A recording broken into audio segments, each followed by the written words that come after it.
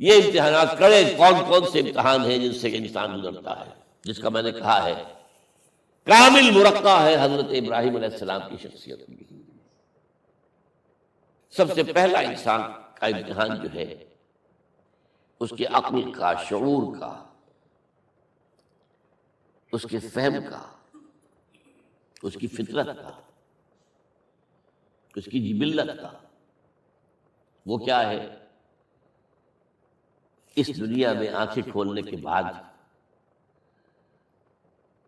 اللہ تعالیٰ پر ایمان لاتا ہے یا نہیں؟ اللہ کو پہچانتا ہے کہ نہیں؟ میرا خالق کون؟ میرا مالک کون؟ میرا پیدا کرنے والا کون؟ کون میرا محبوب ہے؟ کون میرا مقصود ہے؟ کون میرا مطلوب ہے؟ کون میرا حاکم ہے؟ کون میرا آقا ہے؟ کون ہے قانون دینے والا؟ کون ہے ہدایت دینے والا؟ یہ پہچان لینا عقل و فطرت کا پہلا امتحان ہے جس سے انسان گزرتا ہے۔ اور ظاہر بات یہ امتحان جتنا کسی ماحول میں گمراہی، شرک، کفر کے تہ برتہ اندھیرے ہوں گے اتنا ہی امتحان سخت ہوگا۔ آپ مسلمانوں کے ماحول میں رہ رہے ہیں تو ٹھیک ہے، مسلمان بھی اب دنیا پرست بن گئے ہیں یا جو بھی آپ کہیں، حقیقی مسلمان تو دیکھنے کو نہیں ملتا، پھر بھی بہرحال اسلام تو ہے نا یہاں۔ کسی نہ کسی دیکھ کو تو چیز کو تو اللہ یاد آ جاتا ہے، کبھی نہ کبھی تو کسی کی بات ہی دل میں اتر جاتی ہے، کوئی اللہ کا بندہ جو ہے خلوص و اخلاص سے کہتا ہے بات اور وہ آپ کو دل میں اتر جاتی ہے۔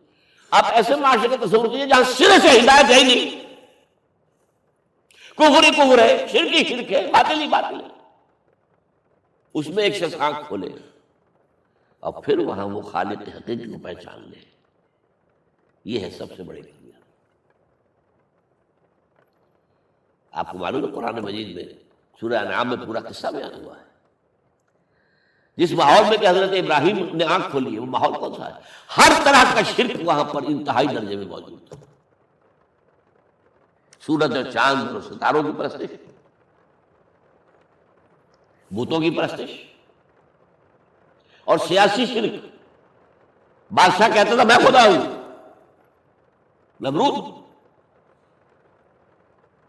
جو دعویٰ تھا فرعون کا وہی اس کا تھا۔ کہیں سے کوئی توحید، کوئی اللہ کی بات، کوئی نیکی کی بات، کہیں کوئی روشنی، کوئی کرن اس معاشرے میں تھی؟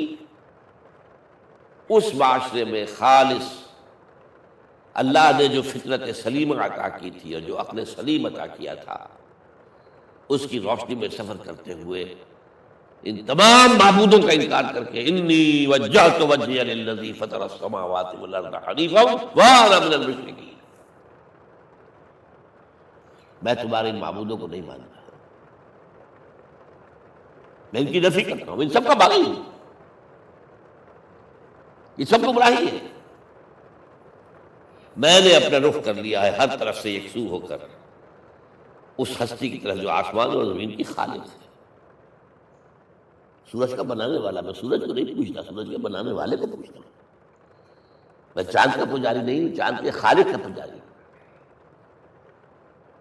یہ ستاروں کا میں پجاری نہیں ہوں، ستاروں کے پیدا کرنے والوں کا، مالک کا میں پجاری ہوں، کائنات کا نہیں ہوں، کائنات کے خالق ہوں۔ انی وجہت وجہی للذی فطر السماوات والارض حنیفا وما انا من المشرکین۔ یہ پہلا امتحان ہے۔ دیکھیے اپنے اوپر قیاس نہ کیجیے، آپ جو اللہ نے پیدا کیا ہے مسلمانوں کے گھر میں، آپ کے ایک کان میں پیدا ہوتے ہی اذان کہہ دی گئی، دوسرے میں اقامت کہہ دی گئی، آخر کہیں نہ کہیں تو اس کا ہوتا ہوگا نا، تبھی تو، ورنہ یہ بے مقصد کام نہیں ہے، حضور سے مسنون ہے یہ۔ کیا پتہ ہمارے تحت شعور کی کون سی ٹیپ جو ہے وہ اس وقت چل رہی ہو اور اس کے اوپر جو ہے یہ نقش ہو گئے، کچھ نہیں کہہ سکتے۔ لیکن وہاں جو کچھ بھی نہیں تھا، کفر ہی کفر، سیاسی شرک، مذہبی شرک، ستارہ پرستی کا شرک، بت پرستی کا شرک۔ اس میں ایک نوجوان، سلیم الفطرت نوجوان، اس نے ان تمام سے رخ موڑ کر ایک اللہ کی ہستی کی طرف۔ اب آپ سوچئے دوسرا امتحان آتا ہے، حق پر پہنچ تو گئے، حق پر کھڑے رہنا آسان نہیں ہے۔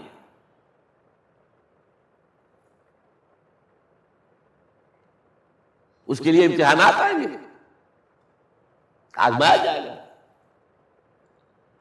الف لام میم احسب الناس ان یترکوا ان یقولوا آمنا وهم لا یفتنون ولقد فتنا الذین من قبلهم فلیعلمن اللہ الذین صدقوا ولیعلمن الکاذبین۔ ہم تو آزماتے ہیں، پھر تم نے کہہ تو دیا نبی اللہ، اچھا آپ دیکھتے ہیں تمہیں جانچیں گے، پرکھیں گے، امتحان دیں گے تمہارا۔ وہ امتحان کیا تھا؟ اسی کو کہا رسول حامیم سجدم ان الذین قالوا ربنا اللہ ثم استقاموا، بے شک وہ لوگ جنہوں نے کہا ہمارا رب اللہ ہے اور پھر جم گئے۔ یہ جم جانا جو ہے اس استقامت میں قیامت مضمر ہے۔ سب سے پہلے گھر میں جنگ ہوئی، باپ کہتا ہے ابراہیم کیا اراغب انت عن آلہتی یا ابراہیم، اے ابراہیم یہ کیا تم میرے آلہہ، میرے جو معبود ہیں ان سے تم نے روگردانی کر دی ہے۔ اور ابراہیم سمجھا رہے ہیں یا ابت، ابا جان انی قد جانی من العلم ما لم یاتک فاتبعنی اہدک صراطا سویا۔ ابا جان میرے پاس وہ علم آیا ہے جو آپ کے پاس نہیں آیا، مجھے اللہ نے وحی کے ذریعے سے ہدایت کاملہ عطا کر دی ہے، تو آپ کو میری پیروی کرنی پڑے گی۔ دیکھیے بات الٹی ہو رہی ہے، وہ باپ ہے تم بیٹے ہو، وہ کہہ سکتا ہے میں نے اپنے یہ بال دھوپ میں سفید کیے، تم کل کے بچے آج تم مجھ سے مانگ رہے ہو، مطالبہ کر رہے ہو، دلیل پہلے دے دی ہے۔ یا ابت انی قد جانی من العلم ما لم یاتک، وہ علم کا وہ شعبہ آپ کے پاس ہے ہی نہیں جو اللہ نے مجھے وحی کے ذریعے سے دے دیا، لہٰذا آپ کو میری پیروی کرنی ہوگی۔ یا ابت لا تعبد الشیطان، ابا جان دیکھیں شیطان کی پیروی نہ کیجیے، انہ کان للرحمن عصیا، وہ تو رحمان کا بڑا گنہگار تھا، سرکش تھا، باغی تھا۔ یا ابت انی اخاف ان یمسک عذاب من الرحمن فتکون للشیطان ولیا، ابا جان مجھے بڑا اندیشہ ہے کہ آپ کہیں اللہ کی نگاہ میں شیطان کے ساتھیوں میں شمار نہ ہو جائیں اور پھر آپ پر اللہ کا عذاب نہ آ جائے۔ لیکن جواب کیا دیا باپ نے؟ اراغب انت عن آلہتی یا ابراہیم لئن لم تنتہ لارجمنک واہجرنی ملیا، اے ابراہیم میرے آلہہ میرے معبودوں سے روگردانی کر رہا ہے، بعد نہیں آؤ گے سنسار کر دوں گا، پتھر مار مار کے ہلاک کر دوں گا، اور نکل جاؤ، دفع ہو جاؤ میری نگاہوں کے سامنے سے۔ وہ فطرت سلیمہ کا حامل نوجوان کیا کہتا ہے؟ قال سلام علیک، اچھا ابا جان آپ پر سلام دی، میں قال سلام علیک، میں جاتا ہوں، گھر چھوڑ کے جا رہا ہوں، لیکن میں اپنے رب سے آپ کے لیے دعا کروں گا کہ وہ آپ کو ہدایت دے، وہ مجھ پر بڑا مہربان ہے، مجھے امید ہے کہ وہ میری اس دعا کو رد نہیں کرے۔ اب اس سے آگے بات بڑھی، ابراہیم سوچتے ہیں کہ ان لوگوں کے اوپر تیشہ زوردار باندھنا ہوگا، یہ جاگنے میں تیار نہیں ہے۔ میں ان سے کہتا ہوں تو ہاں کہتے ہیں ہاں ٹھیک تو کہہ رہے ہو تم، لیکن نہیں بھائی ہمارے آبا و اجداد کا دین ہے اس پہ چلے آ رہے ہیں، کیسے چھوڑ دیں؟ بات تو تمہاری ٹھیک لگتی ہے ابراہیم، تم بات تو صحیح کر رہے ہو، لیکن قرآن کبوت میں فرمایا مودۃ بینکم فی الحیات الدنیا، حضرت ابراہیم نے کہا تم اپنے دنیا کی زندگی کی محبتوں کی وجہ سے جکڑے ہوئے ہو، ورنہ تمہیں معلوم ہے میں نے کھول دیا تم پر کہ یہ سب بکواس ہے، یہ تمہارے عقائد جو ہے بے بنیاد ہے، لیکن دنیاوی محبتیں یہ تعلق جو ہے تمہیں کھڑا کیے ہوئے ہے۔ جب انہوں نے دیکھا کہ ان پر وہ اقبال کا شعر ہے کہ پھول کی پتی سے کٹ سکتا ہے ہیرے کا جگر، مرد ناداں پر کلام نرم و نازک بے اثر، مرد ناداں پر کلام نرم و نازک، اس کے اوپر تو وہ ہتھوڑا کرانا پڑتا ہے، وہ ہتھوڑا کرانے کی سوچی۔ ان کا کوئی تہوار آ رہا تھا جس میں جا کے باہر میدان میں جا کے کوئی پوجا کرنی تھی کسی خاص ستارے کی، اور پورا شہر خالی ہو جانا تھا۔ حضرت ابراہیم نے کہا میری طبیعت تو ٹھیک نہیں، میں تو آپ لوگوں کے ساتھ نہیں جاؤں گا، آپ جائیے۔ سب چلے گئے، پورا شہر خالی ہو گیا، اب انہوں نے ہاتھ میں ہتھوڑا لیا، وہ بت خانے میں گھس گئے اور سب بتوں کو توڑ کے چورا چورا کر دیا۔ لیکن طبیعت میں ایک عجیب قسم کا ایک مٹھاس والا مزاح تھا، تو اس ایک سب سے بڑے بت کو چھوڑ دیا اور اس کے کندھے پر وہ تیشہ رکھ دیا۔ اب جو وہ رات کو واپس آئے ہوں گے، آپ سوچئے ذرا، آج بھی ہندوستان کے شہر متھرا میں یا بنارس میں کہیں بتوں کے ساتھ کے کوئی حشر کر دے تو کیا قیامت آئے گی؟ کیا کیا؟ من فعل ھذا بآلہتنا، کون ہے وہ جس نے ہمارے معبودوں کا یہ حشر کیا ہے؟